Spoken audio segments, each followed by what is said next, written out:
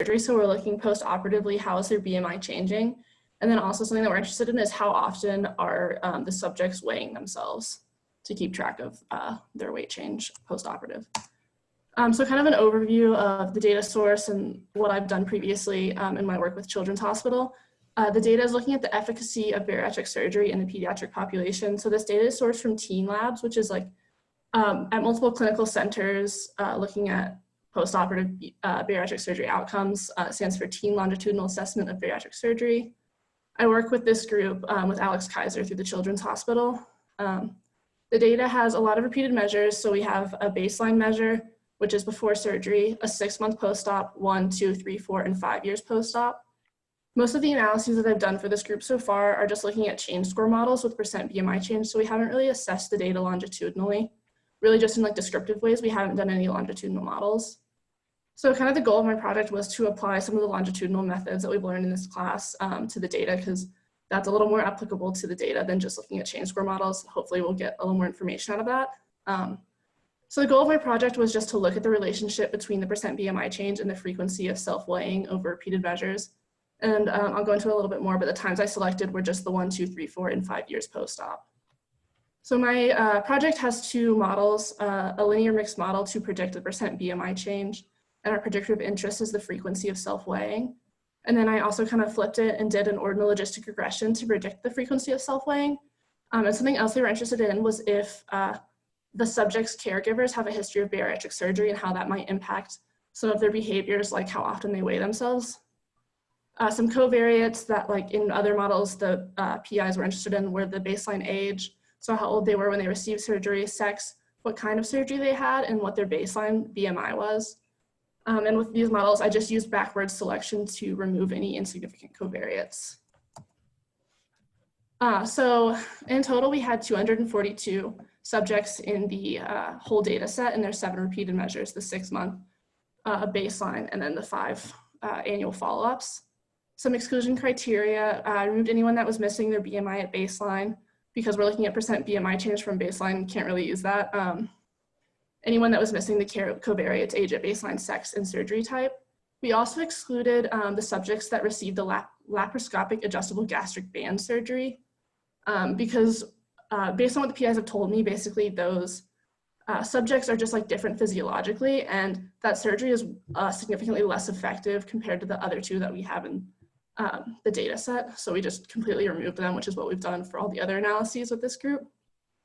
I also chose to remove the 6-month time point for all subjects, partially because it was a little nicer just to have annual follow-ups that were like evenly spaced. And also there was a higher rate of missingness for that time point. For baseline, I made all of the values that we were interested in. So baseline age and baseline BMI, I made those as covariates rather than using that as a repeated measure, because the time from baseline to surgery, so then the time from baseline to each follow-up was really variable. So it was hard to kind of nail down an appropriate time frame for that. So after excluding everyone and excluding the repeated measures, we had 227 subjects with 5 repeated measures. So just kind of looking at the descriptives of the data. So all of these subjects received bariatric surgery when they were in their teens. I think there was one person that was 18 to like 15, but the average age was about 17. We have significantly more females than males, predominantly white Caucasians, also non-Hispanic. And then we see the other 2 surgery types we're interested in is the gastric bypass and the sleeve gastrectomy. And those are pretty similar in their efficacy. We had a few more gastric bypass. And then the baseline BMI, concerningly, although it makes sense, is quite high. But because these subjects are receiving bariatric surgery, it makes sense that they would have kind of an obscenely high BMI. And then on the left is a figure looking at percent BMI change based on their annual visits with the standard error bars. And you can see everyone loses percent BMI change, loses weight from surgery to 1 year, and then it kind of trends back upwards. So we see the most significant loss in weight from baseline to 1 year. So something that was an issue with this data set in my previous analyses was that there's a lot of missingness. So has been hard for the PIs to kind of figure out how they want to address things with all the missing data that we have. For percent BMI change, there's about 20% missing, and then the other thing we're really interested in frequency of self-weighing, it was about 35 to 50% missing at each time point. So I looked at the data to try to figure out what kind of missingness we have and the different methods that we can deal with that. So there was really no obvious patterns in the missingness, and there wasn't a dropout. A lot of patients would just, I don't know, not answer the question at 2 years, and then they would answer it every other year. There wasn't like clearly subjects that were dropping out. They still had data across the board. So we just concluded that the data were missing at random. And then to account for this, I used the AR1 covariance structure with the missing values. The data was just already set up that way for me, so it was really easy. And then also, as we talked about in class, to account for missing at random, you could include a random intercept and then a random slope for your time variable, which was visit here. So for our first model, we have the linear mixed model to predict the percent BMI change by frequency of self-weighing. So there's the model structure with all of the indicator variables for the different covariates, random slope and random intercept, and then the AR1 structure for the covariance. So our outcome here is the percent BMI change from baseline. And what we're really interested in is the frequency of self-weighing indicator variables. And I believe there's 6 of those. So to do this, I performed it in SAS using ProcMix and included the random intercept and random slope for visit to account for the missing at random. So after backward selection with all the covariates I mentioned before, we had significant associations for sex, surgery type, baseline BMI, and then frequency of self-weighing, which is what we're most interested in. And I'll kind of go over these results, the conclusions in a minute. So our second model was looking at ordinal logistic regression to predict the frequency of self-weighing based on caregiver history of bariatric surgery. So this model right now is a little more complex. Basically, the outcome is the log odds of observing a given frequency or lower of self-weighing. And we're most interested in the predictor with the indicator variable for if the subject's primary caregiver ever had bariatric surgery. In class, we talked about how you could perform this model in SAS using ProcMix. And in the notes, it kind of talks about if you want to make the ordinal logistic regression into a longitudinal framework, you can include a random intercept and a random slope for visit. And the random slope accounts for repeated measures when you can't use a repeated statement, which is the case for ProcMix. So that is what I did for this model. There really wasn't much that was significant. Baseline BMI was a significant covariate, and then I left the caregiver history of bariatric surgery in the model because that's what we're most interested in. So some summary of the results, based on the model 1, the linear mixed model, we see that males showed better improvement in BMI post-op compared to females. If you kind of think about this like physiologically and personal experiences, females don't lose weight as easily as males, so that makes sense. Something that was interesting is that the gastric bypass surgery actually showed better improvement in BMI compared to sleeve gastrectomy, and that was significant when I at least thought before that those should be really similar to one another. We also see lower baseline BMI is associated with improvement in BMI post-op. Increased self-weighing is associated with better improvement in BMI. So the more often a subject weighs themselves, the better their BMI will be. Most subjects, I think, weigh themselves every day to every month, and we see that that's about the same. There's not really much difference relative to never. And then for those that self-weigh more than once a day, we see an association with an average additional 7% reduction in BMI compared to never self-weighing, which I think was interesting because I feel like at a certain point you would consider self-weighing to become kind of a dangerous habit that you don't want people to be weighing themselves like obsessively multiple times a day. But we do see a significant reduction, or not many people actually practice that. For model 2, our major results were that a higher baseline BMI is associated with lower frequency of self-weighing. And though it was insignificant, I thought it was interesting that the primary caregiver history of bariatric surgery is associated with less frequent self-weighing. So if the subject had a primary caregiver that received bariatric surgery in the past, they're actually going to be less likely to self-weigh, which I thought was interesting, maybe a little counterintuitive. So finally, just some limitations of my project. Obviously, the missing data is not ideal. I think we would have some different results if all of those data points were filled in, but I did what I could to deal with that. Another thing is that the time between the appointments is approximate. So we don't actually know that it's exactly 1 year after their surgery that they're having their annual follow-up. There is some variability in that. Additionally, baseline is not well defined. So as I mentioned, it occurs before surgery, but we don't actually know how long before surgery that's occurring. So we had to use those as covariates rather than a repeated measure. But ideally, if we had like surgery date data, we could include that as a repeated measure instead. And then just some limitations specifically for the second model, the ordinal logistic regression. We can't include the repeated statement in proc-climics. So it kind of accounted for the repeated measures in a roundabout way. Also, we're limited to looking at the bariatric surgery history with a primary caregiver, which my understanding is just that that is whoever comes in with the subject for their appointment. So it might not be the person that has the most like direct interaction with them and may not actually be really that impactful, which may be why that's why it's significant. That's all. Nice job. Yeah, that was really good, Emily. Any questions for Emily on our presentation? I have one question, Professor. Hi, Yeah. Emily. Could you tell me how you are dealing with outlier if there exist in your data? That's actually not something that I looked at. I will say there was quite the range in the BMI. I think it ranged from like, at least Adelaide baseline, from like 30 to 80, I think was the BMI range. But when we take into consideration like percent BMI change, it kind of reduces that spread to make it a little more comparable among individuals. So that's not something I looked at, but maybe I should have. Okay. I think I might have missed it, but for the frequency, was it like a scale from like never to often weighed, or was it a value? Yeah. Oh, hold on. It was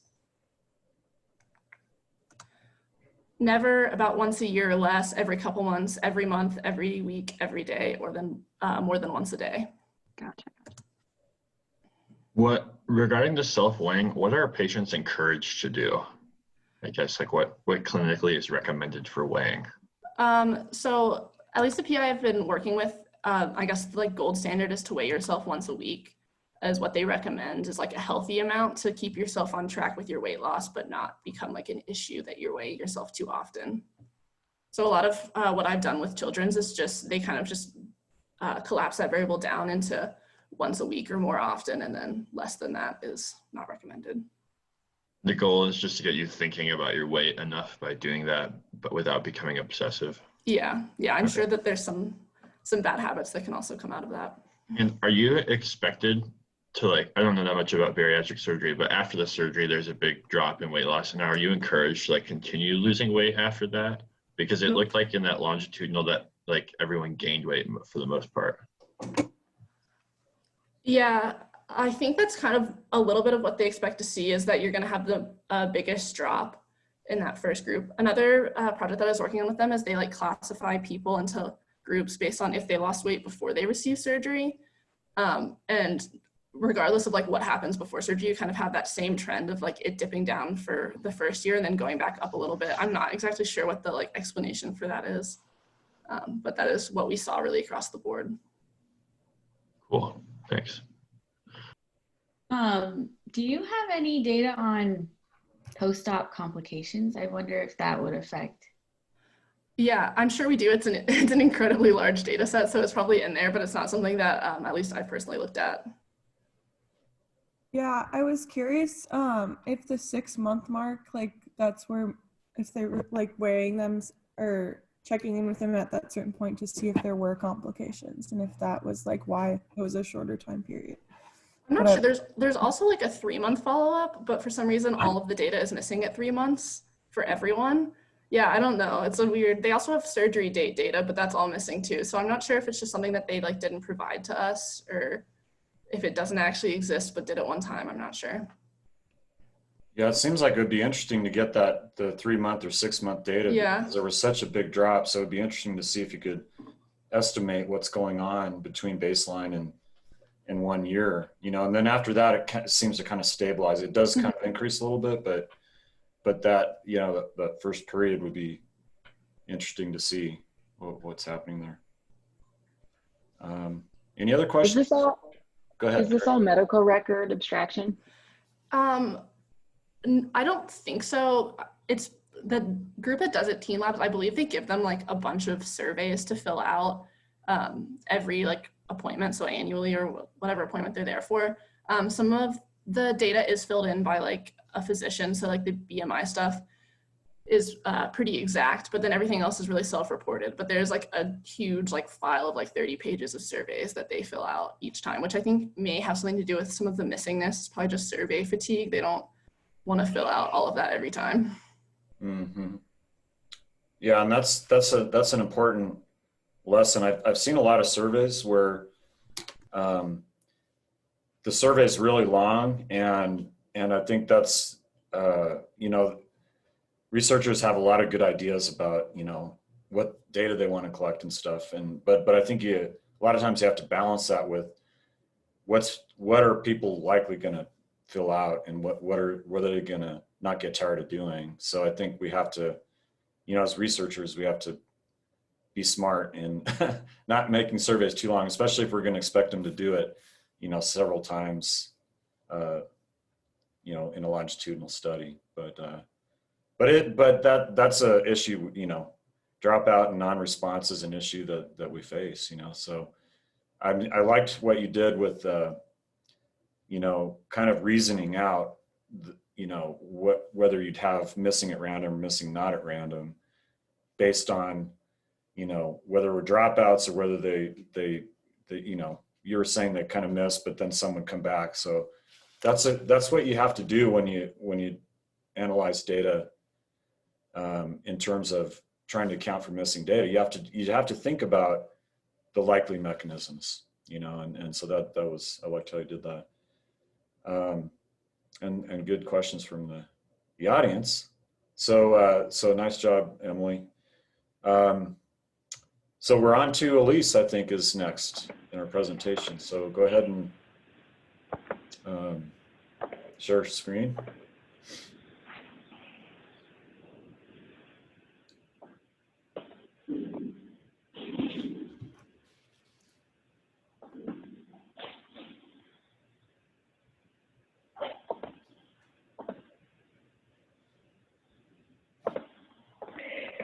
All right, so for my cluster data project, I focused on suspensions within the New York City public school district system.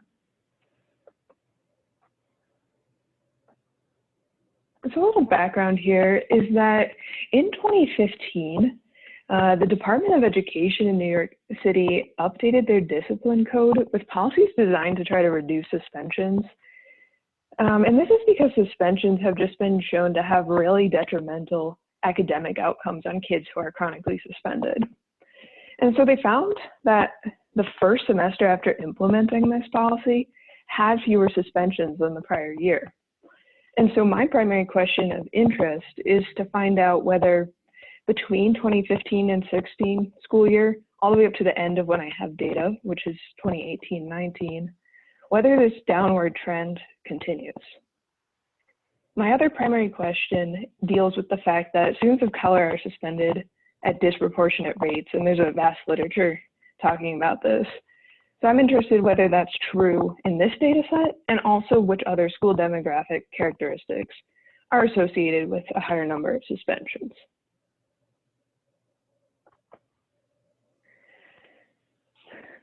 So the data set that I did my analysis on did not include charter schools because the Department of Education doesn't oversee suspensions in charter schools or even collect any data on it. I also restricted my data set due to sample sizes to K through 12 schools. So that meant eliminating pre-K and evening schools, which are primary adult learners, as well as schools that just don't suspend by their very nature. So for instance, children who are in the juvenile justice system, homeschool associations, or kids who are going to school from a hospital. So from there, we still had a fair amount of missingness. And we can see here on the left in this diagram where pink represents missingness and blue are complete cases of a given variable, that we have a whole bunch, 244 to be exact, observations that are missing all of the X variables. And I didn't feel comfortable imputing those just because there's nothing to really impute by. So I instead focused on the percent chronically absent students and the economic need index, which had the most missingness. I chose to use the MICE package in R, which uses multiple imputation by chained equations. And the big reason I chose this is because it doesn't assume a monotone missing data pattern. So I did this for 5 different iterations using the standard predictive mean matching.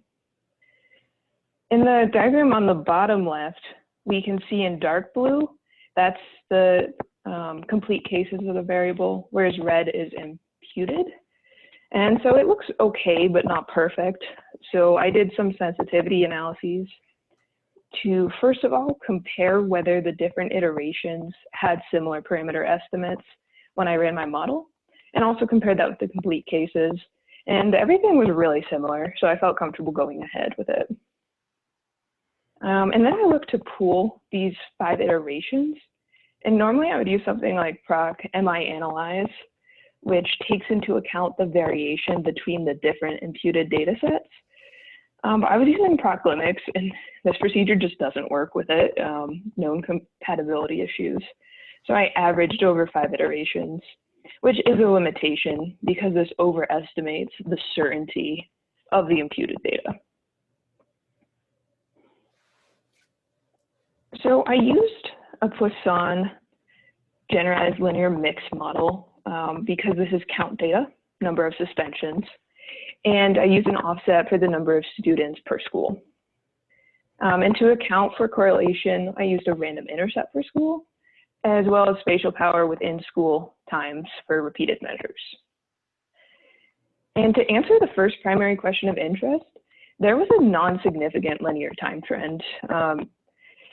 So we can't really conclude, at least from this model, that suspensions continued to decrease, but we also don't have evidence that they're increasing either. And then to get to our second primary question of interest, I found that even after controlling for the economic need of a school, that for every 10% increase in the number of Hispanic students, which is how students were categorized in this data set, the average number of suspensions per student increased by 7.73% on average. And for every 10% increase in the number of Black students, this number was a 12.49% increase on average. Interestingly, the percent chronically absent students, percent male students, so there's some schools that are all girls' schools or all boys' schools, and the percent of students with disabilities were all significant predictors of the number of suspensions, as well as the grade levels of the school, which is super expected that you'd have more suspensions in middle and high school than in elementary school. But there was a catch with this model, and that is that we had a disproportionate number of observations with 0 suspensions at all. We can see that here on the left, and in turn, this made the residuals of this model not look so great. So there's 2 primary options to deal with this when you have a disproportionate number of zeros. I believe we touched in this in class just a bit. So in the 0 inflated models, we have both structural and sampling zeros. And so what this means is, in an example, say it's a smoking study and you study people over just 1 day, well, you're gonna have structural zeros. So for instance, I didn't smoke on a day because I never smoke, versus sampling zeros.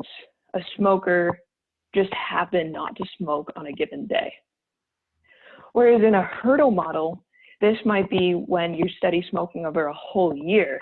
So you know you only have structural zeros because a smoker isn't going to go a whole year without smoking. In our data set, I looked at the number of schools that had, first of all, suspended students on every year that we had data on them, schools that never suspended over the years we had data, and then a mixture. And so I took this 480 schools that had a mixture as sampling zeros. So in a given year, they might not have suspended, but that doesn't mean that they're opposed or against suspending altogether. So this suggested that the 0 inflated model made more theoretical sense, but I ran into a lot of issues with just software availability.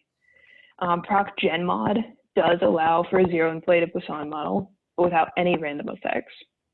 And there's an R package that does allow for a random intercept, but the offset, as far as I was able to find, is still in development. So I didn't feel like that was a meaningful way to look at my data set. So I decided to go with the hurdle model just to fit the data, even though it wasn't as theoretically sound. And so I used proc-NL mix with a random intercept.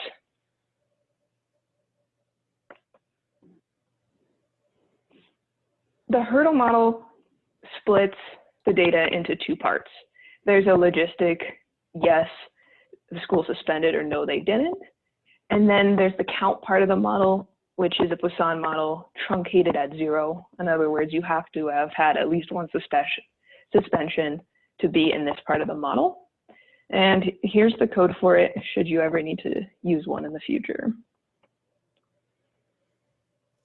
So I looked at the results of the hurdle model compared to my original Glimix model, and it was actually really similar results on the Poisson part of the model. So it was similar, very similar p-values and very similar effect sizes. There's something a little up with my reference levels that I need to go back and check in terms of grade level.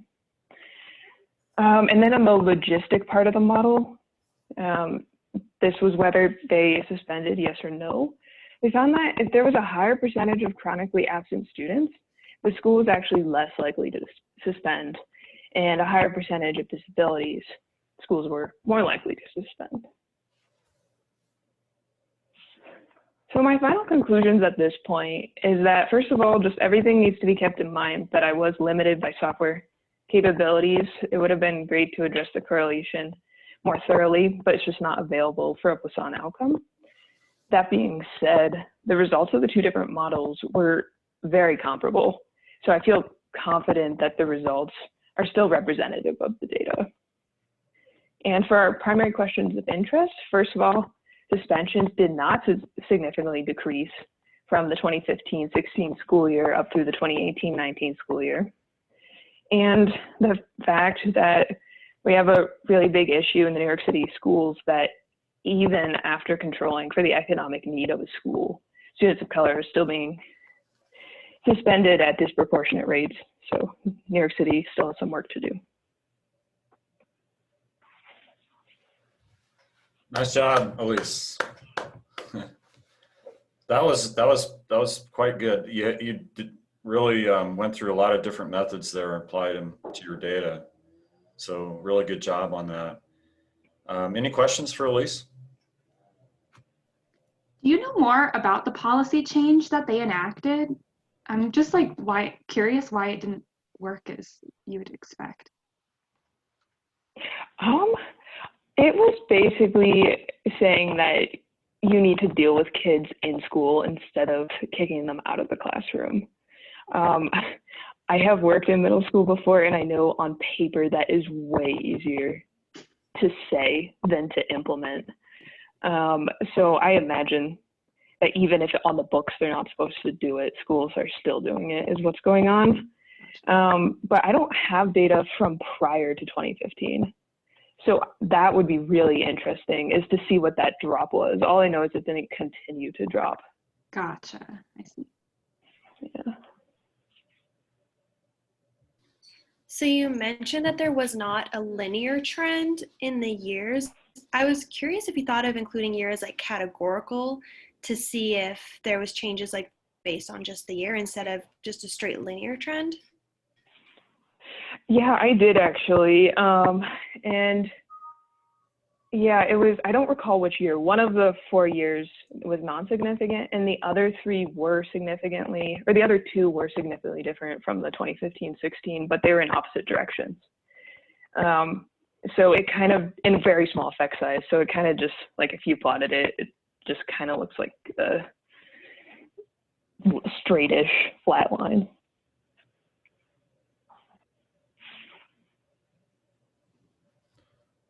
Other questions? Well, obviously the you know, the racial issues, that's a really hot topic right now, and that's like my wife is really into this. like racial issues that, obviously over the summer there were a lot of protests and things, and this is a really important topic.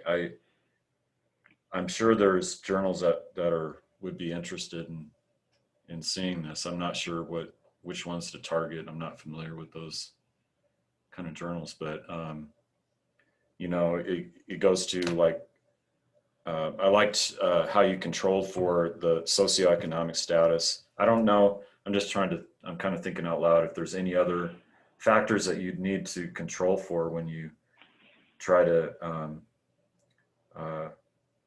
tease out those differences that you're seeing, or even the racial, if you have any information on the races of the administration and the teachers, if that makes a difference on, I'm just kind of thinking out loud here, but you did an amazing job, looking at a lot of different methods and applying them and creating the NL mix. I'm wondering with the manual like for the offset for the count models, I'm just wondering if you could manually add in, log count as a predictor instead of using an option, if you could actually manually just do that, whether you thought about that, or we can talk about. Yeah, I haven't tried that. Okay, we can talk about that more. Yeah, that'd be great. For administration variables, I did not grow up in New York City, but I grew up outside DC, and I know one of the things that schools did was like the percent of lunch assistance, because there's a lot of kids outside of DC where like the only meal they get is actually at school. And so they really don't try to suspend kids because they feed kids. And I'm wondering if you have any like lunch assistance as like an administrative variable. Yeah, that's interesting you bring that up, because the data set does have percent of students on free reduced lunch. And I chose to use the economic need index because it was kind of a more all-encompassing thing. So if a student got free lunch, for instance, they would have a higher economic need score. So yeah, I don't know too much about the economic need index, but I just know it's like something researchers have developed to try to capture poverty better than other proxies. But yeah, that could be really interesting in terms of the not having access to food at home. So Elise, I'm just curious, when you looked at the percent Hispanic and the percent Black, was that linear across the range of percentages? Was the change from 10 to 20 the same as the change from 80 to 90? Oh, I didn't look at that. That'd be really interesting to see. I also wonder if, since percent Hispanic or something is like a school level variable, I wonder if, I think we talked about this briefly, like I wonder if that's a marker for something else more complicated than race, and that the individual level race variable would show something different. So like including, I know you don't have individual level data, but like including both of those, if you did, would be really interesting to see. Oh yeah, I completely agree. I think that was definitely a limitation. Yeah, just because we only have school level data, but also, so there were other racial categories that I chose not to include, because since schools across the US are so segregated, if I put all but one race, there'd be a lot of schools that had like linear dependency in the model. So yes, I'm not sure if there's a better way to address that than just adding 2 groups as opposed to 4 out of 5 that I had.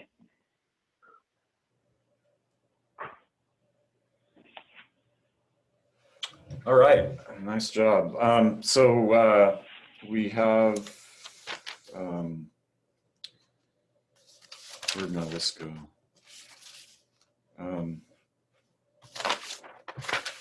It was Carrie, Benjamin, and Chloe. So you guys were very flexible, and but now I need one of you to jump up and decide that you want to take the mic right now. I can go. Okay, Chloe. Okay.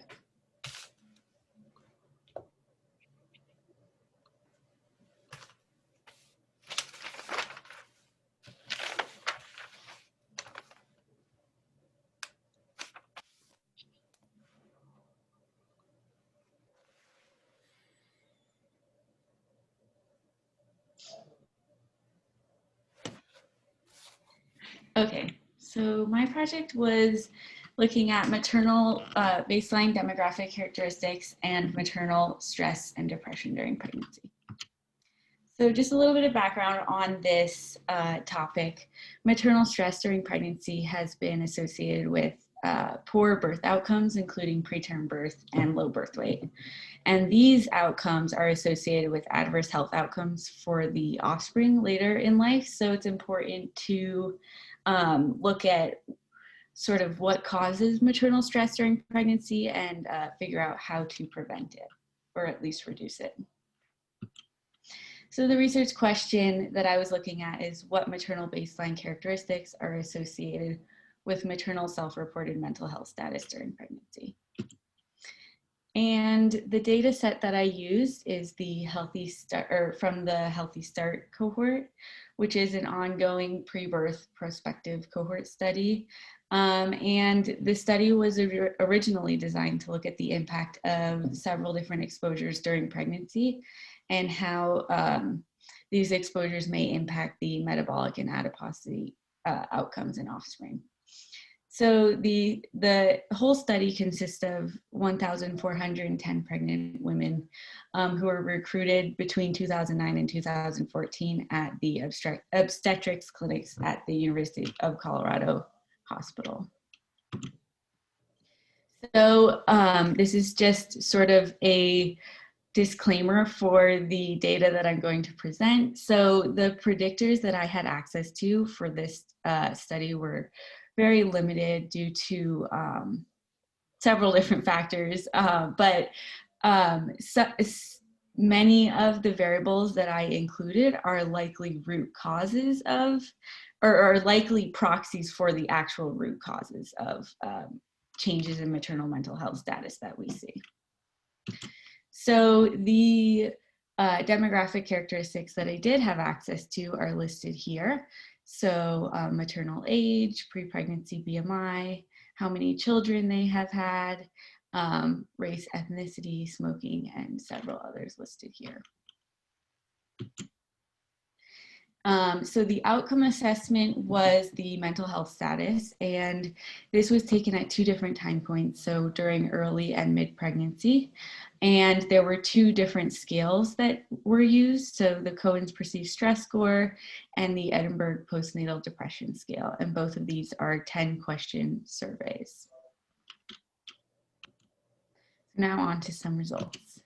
So here are the characteristics of the 1,112 eligible participants. And the reason why we don't see the full 1,400 here is because the study only started using these surveys at a certain point in the study. So the people that had their first visit before that time don't have these measures. So you can see that the average maternal age was 27.8 years old, and it's a racially and ethnically diverse population with 26% Hispanic, 54% non-Hispanic white, and 14% Black. So the first thing I did was just look at how the 2 measures related to each other. So you can see that actually they're very highly correlated with each other, and they don't change that much throughout pregnancy. So the median scores were the same at both time points, and they were highly correlated with each other, so within scale and also between scales. You can see this maybe a little bit clearer on these spaghetti plots. So what I did here was just take a random sample of 10% of the study population and graph their scores for both the EPDS and the CPSS. And you can see that some participants had a drop, some participants increased, and others really just stayed the same. So for the models, I fit 2 models, one for the CPSS score and one for EPDS. And I looked at the model fit for 2 different types of models. So one was a random intercept for subject, and one used an unstructured covariance for R. And so I compared the model fit, and as you can see with the AICs, they were actually pretty similar to each other. And so I ended up going with the random intercept model because it was slightly better in this case. And yeah, so I ended up going with random intercept. And here you can see the results from the first model. So this is with the outcome being the Cohen's perceived stress score. And there are some significant associations here. So you can see that Hispanic race was associated with a higher perceived stress score compared to non-Hispanic white individuals. There are also some associations within the income categories and also within education categories, with higher education being associated with lower stress scores. For the Edinburgh postnatal depression scale, we see similar patterns with the addition of maternal age, so increased age being associated with higher depression score. Again, we have some race associations. I also thought this exposure to secondhand smoke during pregnancy being associated with higher depression scale scores. Interesting. Of course, I think this is probably a proxy for other things going on in the home and the woman's life. And again, we see education associations. So finally, talking about the limitations. Again, these variables are just proxies for what's really going on, and future studies should examine several different additional factors, including some of these have been looked at before, so discrimination index, the occurrence of stressful life events during pregnancy, paternal factors, job status, personal and family history, and other social factors. And just some references.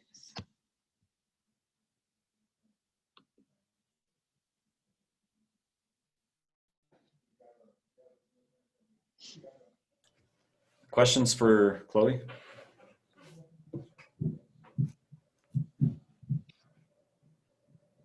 Could you model them in one model with like both outcomes and then like an indicator for which scale you're using? Like would there be a benefit to that? Some sort of like summary of the 2 scores maybe? Well, I think you could probably put both of them as outcomes and then a variable that indicates which outcome is with which model. Yeah, I didn't think about that. Yeah, that's a good question. We so in the notes I talk about how you can do that. You know, even if you have 2 different outcomes, and even if the scales were different, you could do that and almost like considering them as repeated measures. Well, it is really. So you can, if you want to make joint inference for both of those outcomes at the same time, and I think you do get a benefit. It looked like they were correlated, right?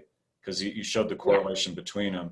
So you could make joint inference for those 2 outcomes by fitting a mixed model, and then including a variable like outcome type would be the variable.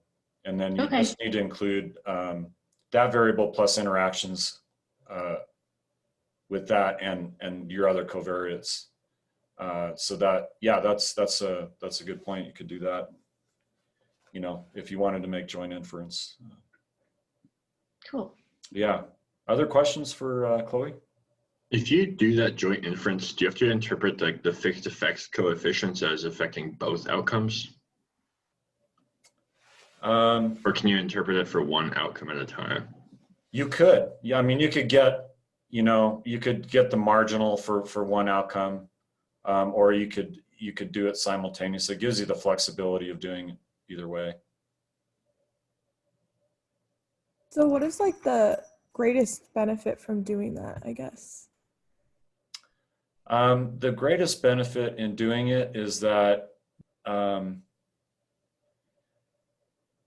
especially if outcomes are correlated, you know, you can think of making inference for one outcome and getting like a confidence interval for one outcome. You know, say, here's our estimate, you know, and you can make it for specific conditions based on your predictors.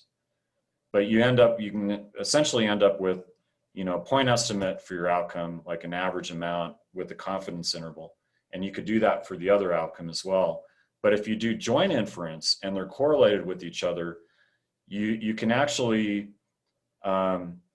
get a confidence ellipse. You could get like a region, like, and this is something, I don't know if I touched on this or not, but essentially, like, if you think of doing inference for one outcome and then the other one, you end up with like a rectangle shape, you know, region that you're making inference for the outcome.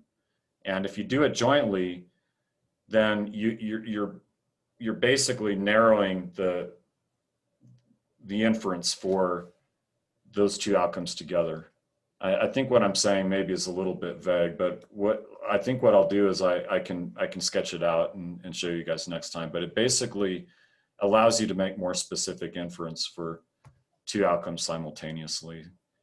And I think it's mainly important if those two outcomes are correlated. The higher the correlation, the more specific inference you can make jointly. Is there any extension of that works for like categorical outcomes, or does it have to be like both continuous outcomes?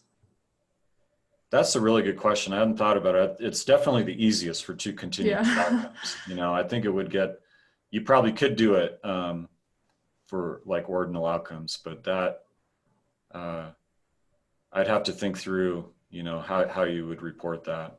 Okay. Yeah. But that's a good question. Let me sketch out what I'm trying to explain here, and I'll get something that I can show you guys next time for that. So Chloe showed, you know, she compared the random intercept versus the unstructured. What's essentially the difference between those two when you have two time points? This is something we talked about. What's the difference between the unstructured and the CS structure, essentially what you have with the random intercept when you have two time points?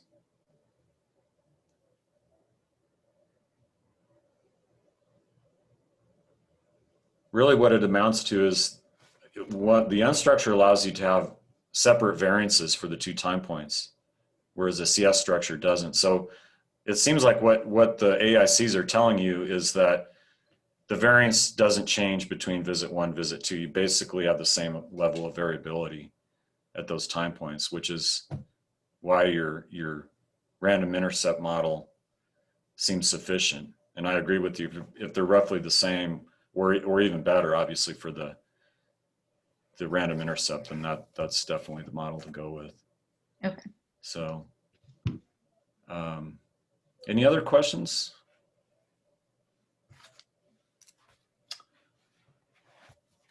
All right, nice job, Chloe. So we have either Carrie or Benjamin. I'm gonna go next. Okay, Carrie.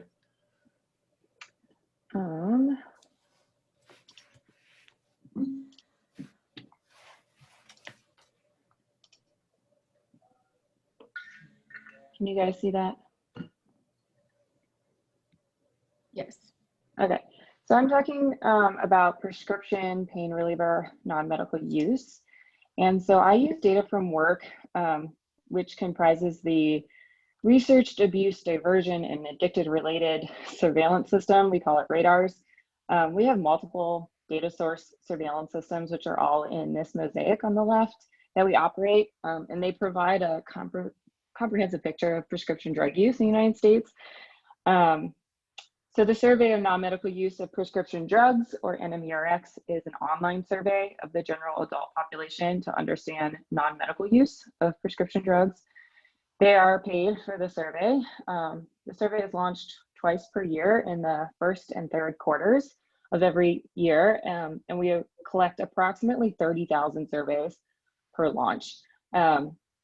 We use quotas to ensure that the sample is similar to the census with respect to region and sex, and this is because there are some common online survey taking behaviors that we need to account for.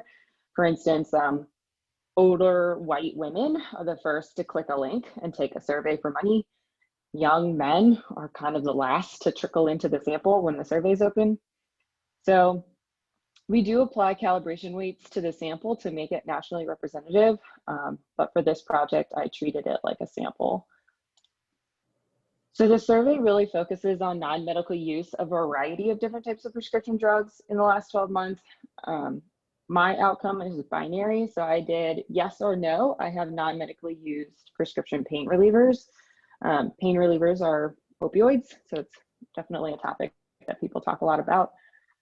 So non-medical use is really this umbrella term that encompasses using a drug any way other than what was directed. So the examples here are what we list on the survey, but you can see that it includes a behavior as simple as taking 2 pills when you were told to take 1, all the way to like taking a pill, crushing it, dissolving it, and figuring out how to inject it. So from a risk perspective, those are pretty different types of behaviors.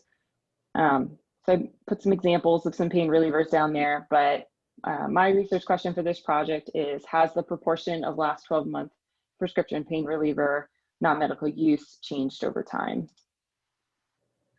So why is this correlated data? So right now we have data from 4 launches of the survey.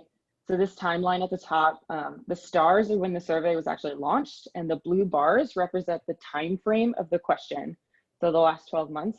So the added complication here is that we put a limitation on the survey that respondents can come back over time. We call them repeat respondents, but within the same calendar year, they can't. So we have just under 120,000 surveys, but that's only 106,000 unique subjects in the data. So the table at the bottom shows you the frequency and the combination of surveys that people have returned for. So by design, you can only be in 3 of the 4 times. So there will never be any overlap in 2019 between the first and third quarter. So from a modeling perspective, we have 90% of our data, which only provides 1 data point, 8% provide 2 data points, and 2% provide 3 data points, and no one can provide 4 data points. So this is definitely not complete data. But it's also not traditional missing data either. So the other added complication here is that we have correlation within these repeated respondent answers. So you can see from the group that I highlighted that if you took back-to-back surveys, their answers are about the past year. So the timeline, you can see that their outcome, which is binary, could legitimately be the exact same answer if they non-medically used during that overlap period, or their answer could change in either direction. So from yes to no or no to yes, and that all can be legitimate changes in their outcomes, which really could affect within subject correlation. So I compared the demographic information from the first survey that respondents completed. It's kind of like a pseudo baseline. Unsurprisingly, respondents who return to the survey are different across characteristics than single survey respondents. In general, repeat respondents were more commonly female, older, white, less commonly Hispanic or Black. This kind of fits the description of people we know who click the link the fastest. So I wasn't actually surprised by this.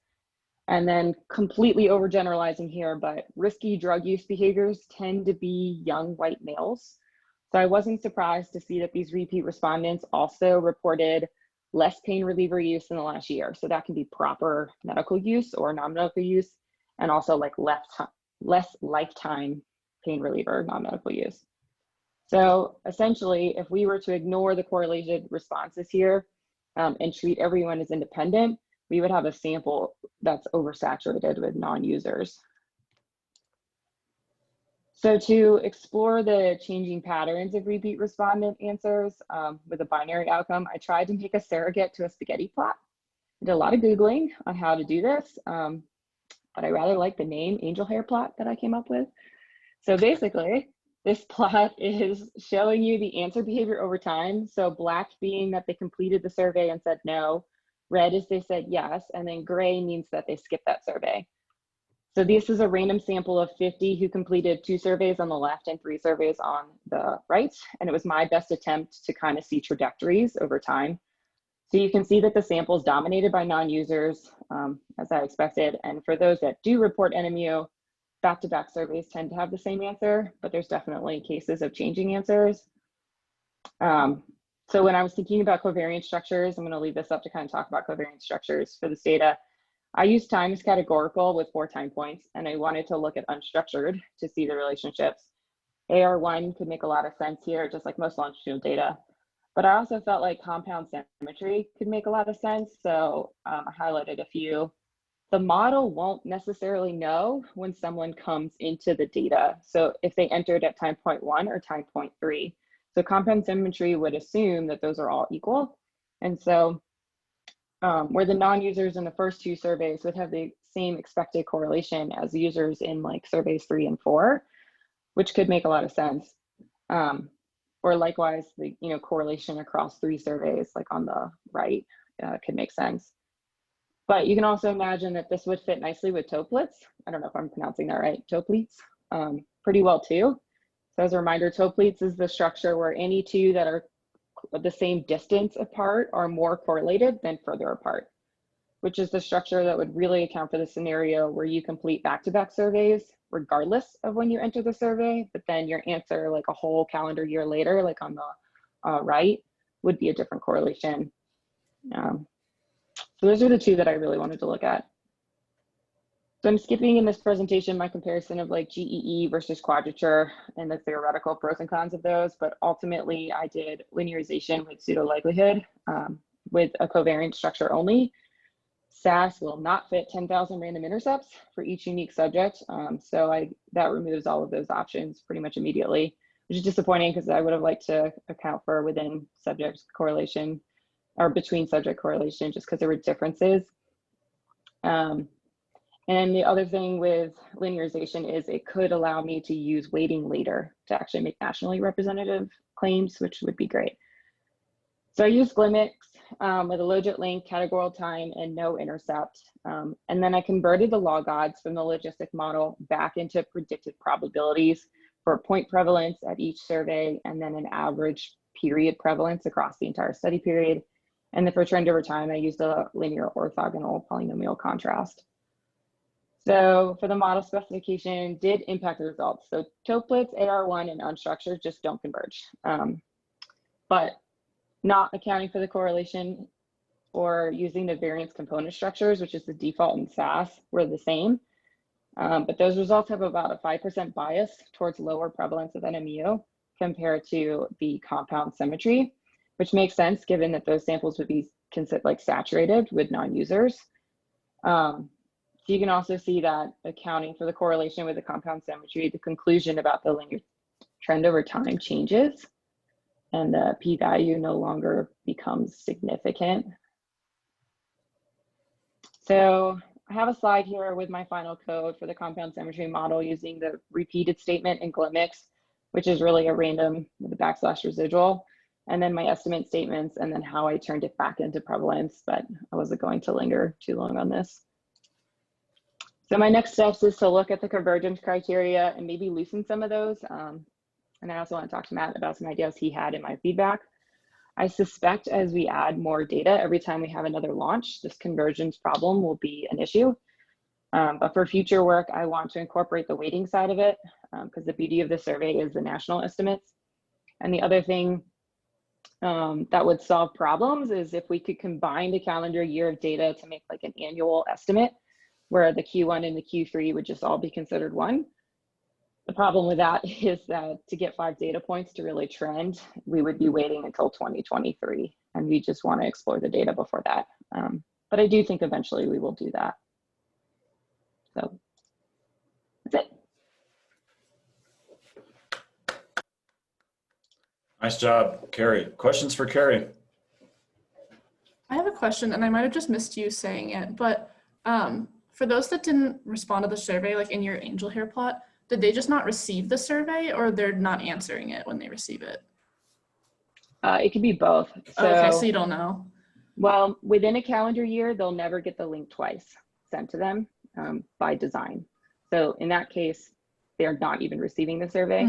But there's absolutely cases across calendar years. If you're still part of the panel, you can be sent the survey and you just don't ever take it. Okay. So it can be non-response and it can also be design. Could you remind me how the survey was sent out, like who's getting it exactly? Yeah, so there's this giant panel survey company, which actually has really good coverage across the United States, who people take surveys for money.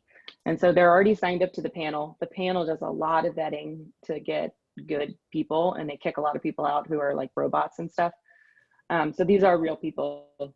And then they get, I think it's like $4 for completing our survey. So it is an opt-in though, technically.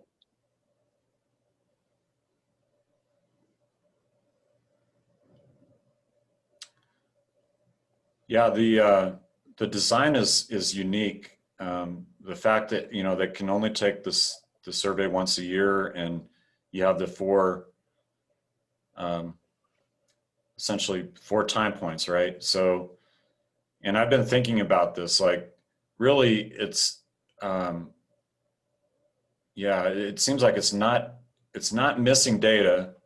Yeah. If they, you know, if they did the first and third year and they did the second, and, you know, and just, you know, in the early quarter or later quarter, that's not missing data. But how you treat that data or the model, especially if you're going to incorporate missing data methods, like, and I can talk to you more about this, but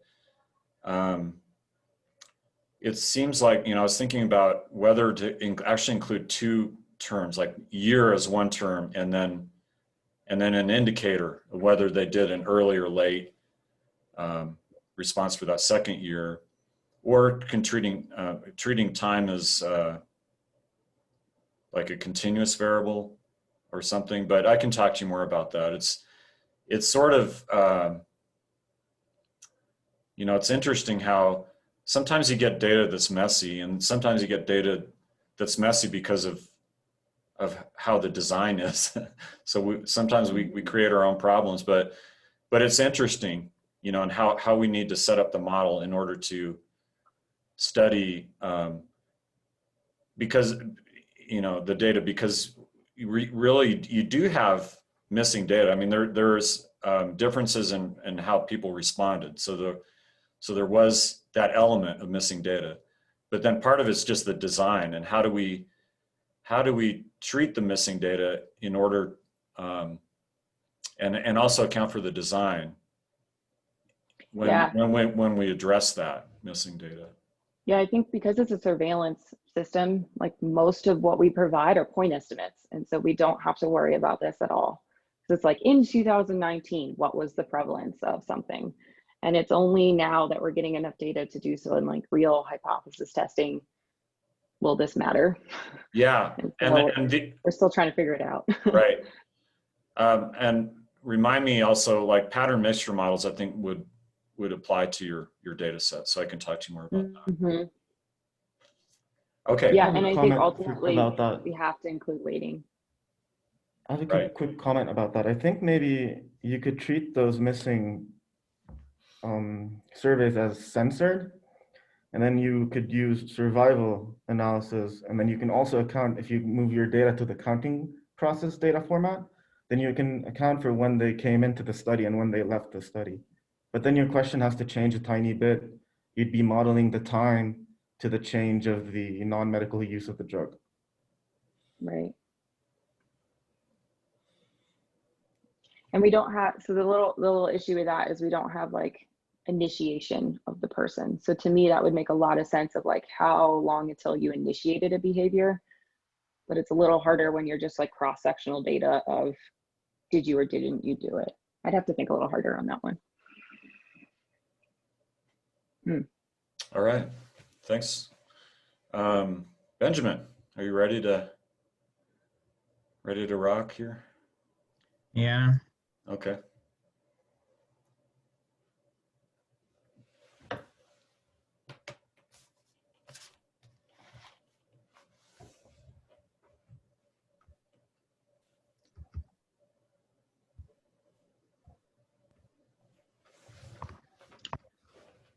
All right, so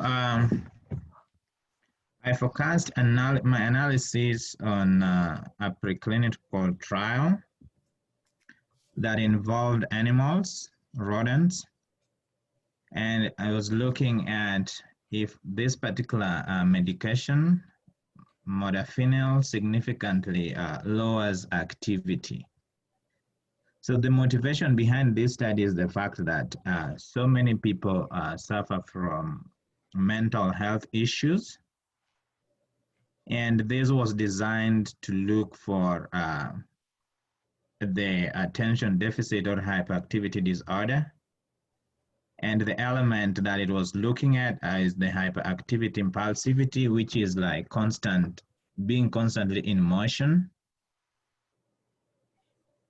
So if the medication actually works, then it could help either in curing or alleviating the symptoms of hyperactivity.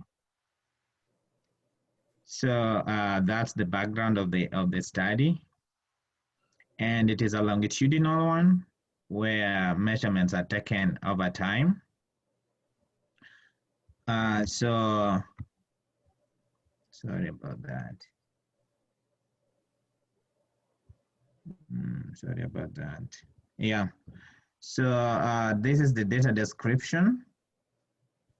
We have the control group that was only given the placebo, and then the experimental group that was given the medication. So it was partitioned into 5 sections, where the first 7 days, which is week 1, is where they were just observed and nothing was given. And then between day 8 to day 28, the experimental group was given the medication. The control group was just on placebo. And then the last 6 days, the experimental group was withdrawn from the medication, and both of them were just on water. So we had, there was 12 animals in total, 6 in each group. So the analysis could take two sides. It could be broken down in weeks or in days. So I tried both, but I'll present the one that only looked at the continuous, and I'll give a reason for that. So from this, we see the control group has like higher activity. The outcome is the locomotion activity, how active the animals are.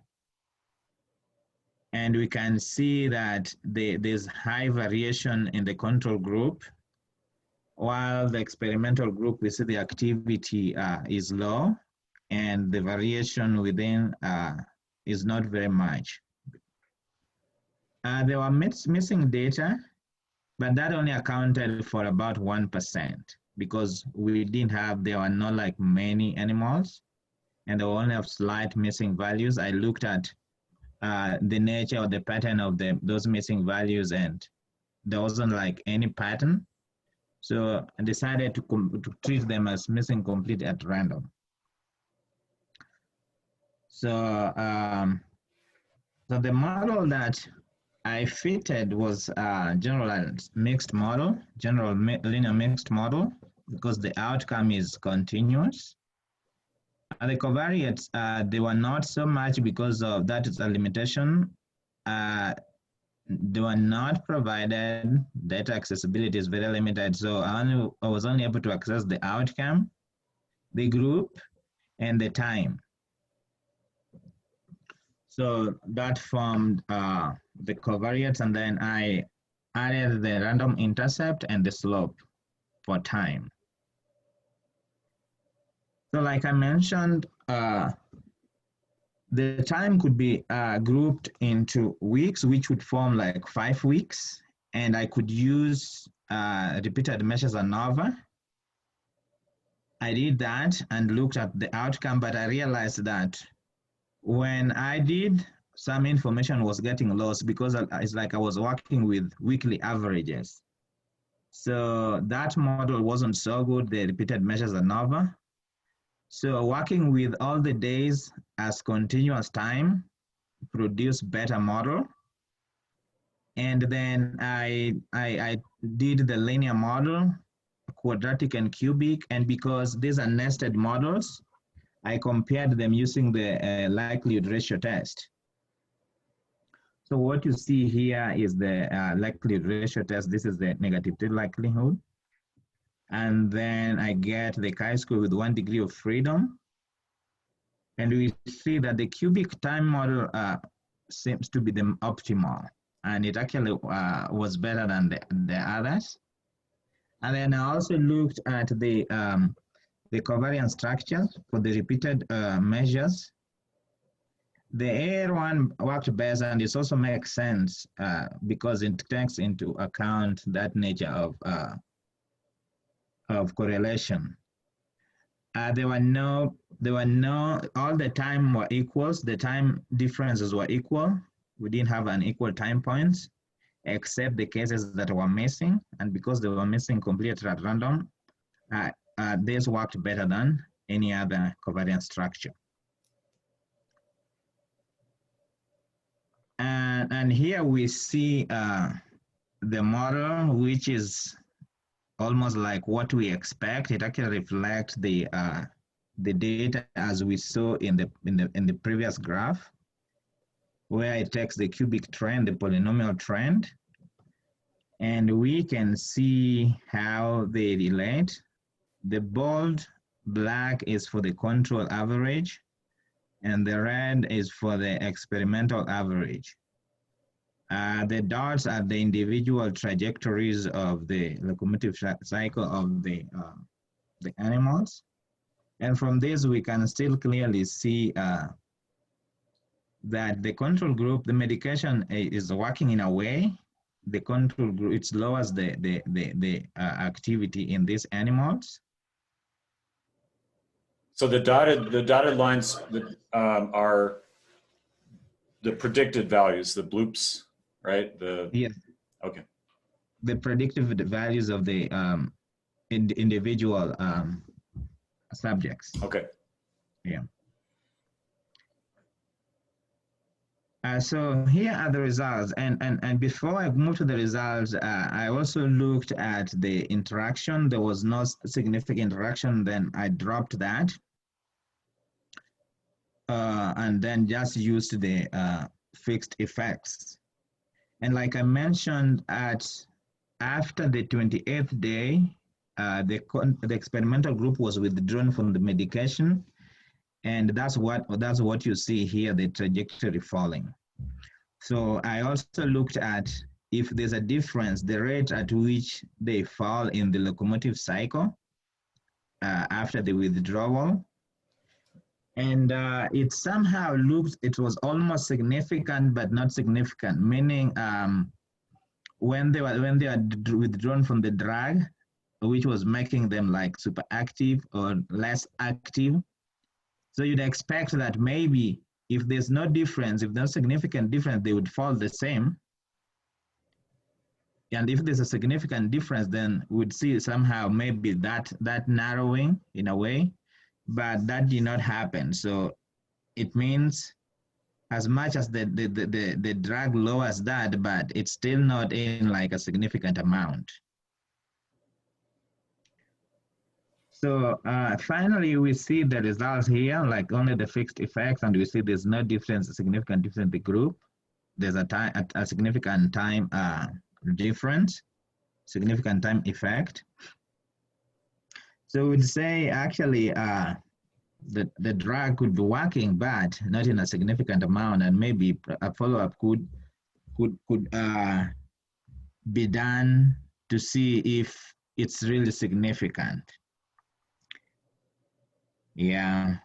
So the conclusion is we realize the modafinil lowers activity, but not by a significant amount. Follow-up trials could be conducted to see impacts in humans because the idea behind preclinical trials is just to assess for the safety and if it could be rolled out into human beings.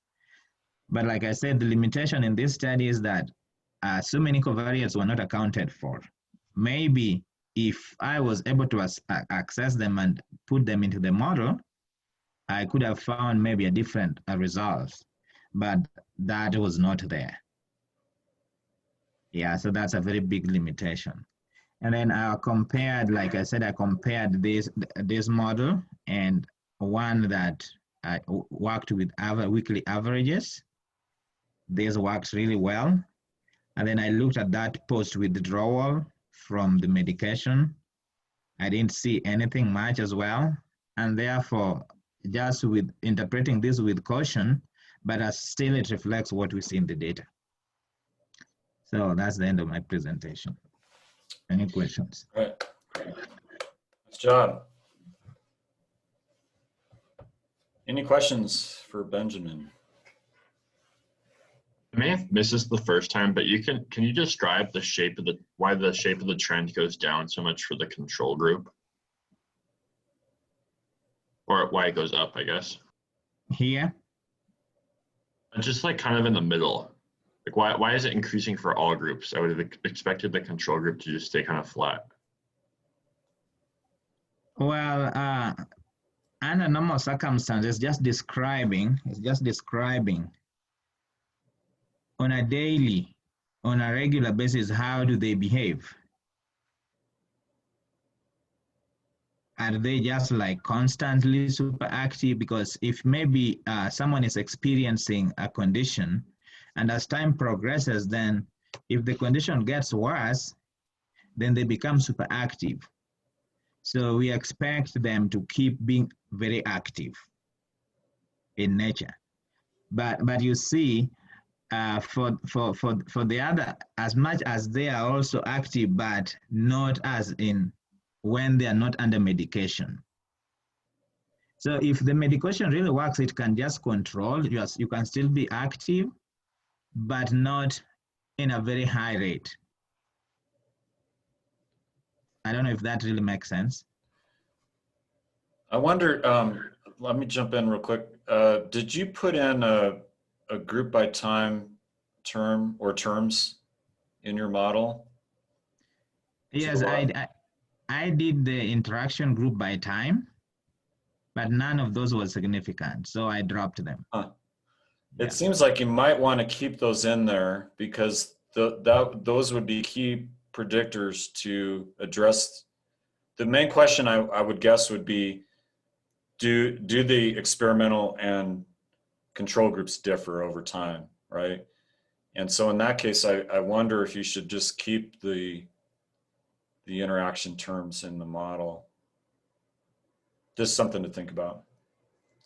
Yeah, I'll think about it. Okay. And I don't know if I decided to leave them, would that change something like adding another question of is there a significant interaction? And then that would enable me to keep them in the model, even if they are not. Yeah. And it could affect this graph that we're looking at, right? Because this, if you don't have the interaction, that's forcing the patterns to be the same between the groups. And yeah, so that's why that came to mind. The other thing that one other thought I have, and then we can let others ask questions as well. But I noticed that you had a lot more variability in was it the control group? You know, and the control group.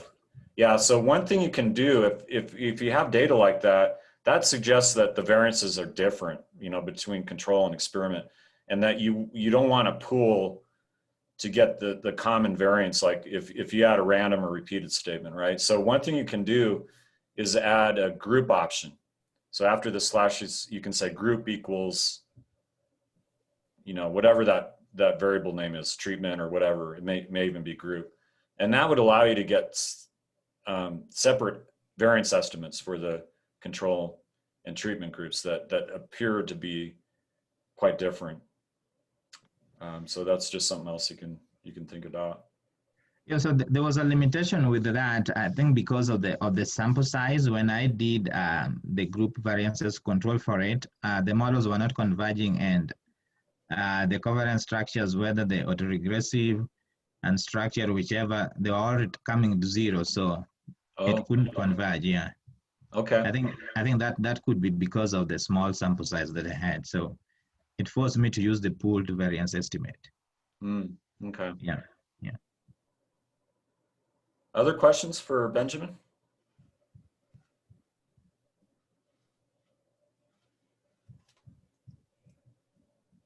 Okay, so we're out of time. I have more to talk about, which I may save for the review, but since Benjamin, you're the one, you asked some good questions last time when we went through the marginal structural models, and I answered them during the lecture, but then I went back and listened to I listened to it again, and I listened to your questions more specifically, and I realized I didn't quite answer exactly what you're asking, and so I came up with some better responses, and I'll go through that for sure by the review, if not sooner, depending on if we have extra time during these sessions. And then I also get some information about the joint inference that question that came up today. Very good overall, guys, on your presentations. So we'll have 5 more on Wednesday, and then next Monday we'll have the last 5 for those that are giving presentations. And if you have any ideas about, you know, how to use the review time, this would be a week from Wednesday, that review lecture. If you have any ideas, let me know, or questions that you want to, or material that you want to go through, just let me know sometime beforehand. So nice job. And I'll stick around. I'm going to talk to Jonathan. If there's anybody else that needs to talk or anything, just send me an email. Otherwise, we'll see everybody Wednesday.